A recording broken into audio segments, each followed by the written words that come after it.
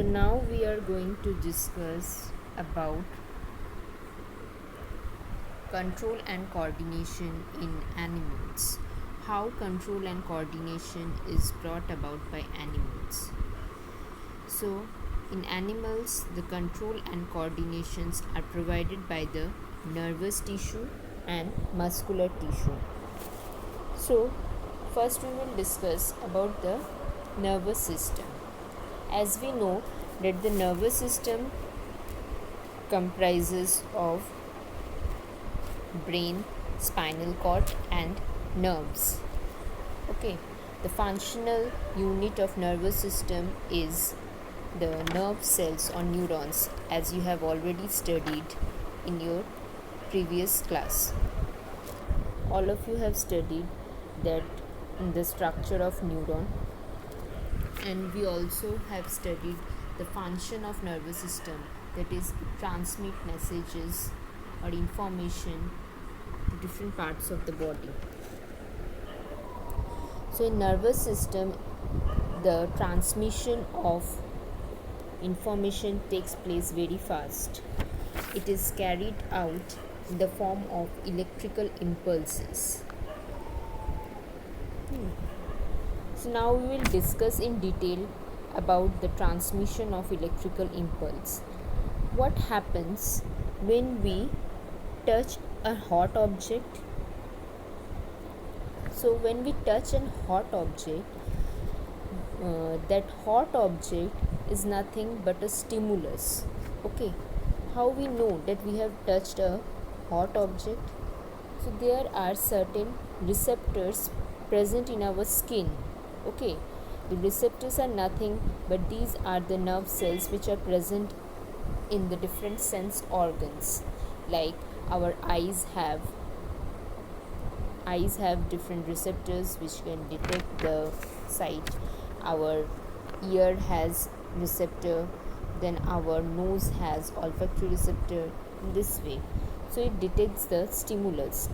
What is stimulus? Any change in the environment to which we respond, that is known as stimulus. So here the hot object is the stimulus. It is detected by the receptor present in our skin. There are thermoreceptors present in our skin which detect that the hotness of an object. Then this information is carried by the sensory neurons. Sensory neuron transfer the information from the receptor to the brain, and the brain will process this information and send the necessary response through the motor neuron to the muscle cells, and the muscle will act accordingly.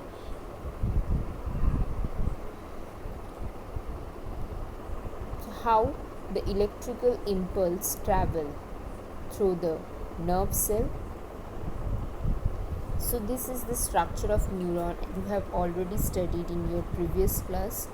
It consists of the branch structure that is known as dendrite. At the center there is cell body. Then it has a long extension, cytoplasmic extension, that is known as axon, and it ends into nerve ending. So at first what happens?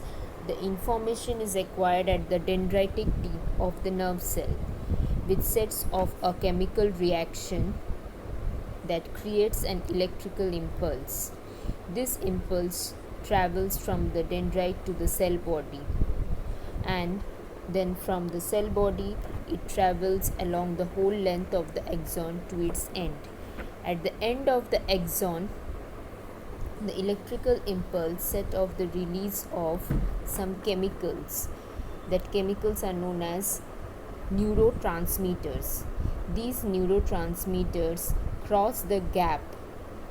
Okay, that gap between two neurons is known as synapse, and then it crosses the gap and it again go and attach to the another neuron, dendritic end of the another neuron, and it starts the similar electrical impulse in the next neuron. In this way the information is traveled throughout the neuron. In this way the electrical impulse transmit information from one part of the body to another. So now we will discuss some question. Okay, first the question is like identify the part of a neuron where the information is acquired. So we have studied, I've already told you that the information is acquired in which part of the neuron, the dendritic tip of the neuron.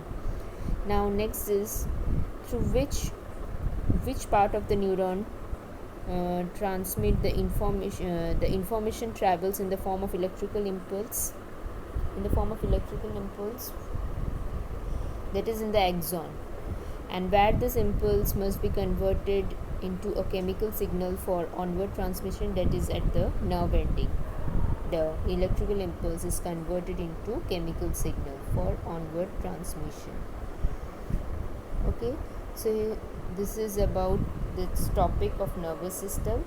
Next we will discuss about the other topics.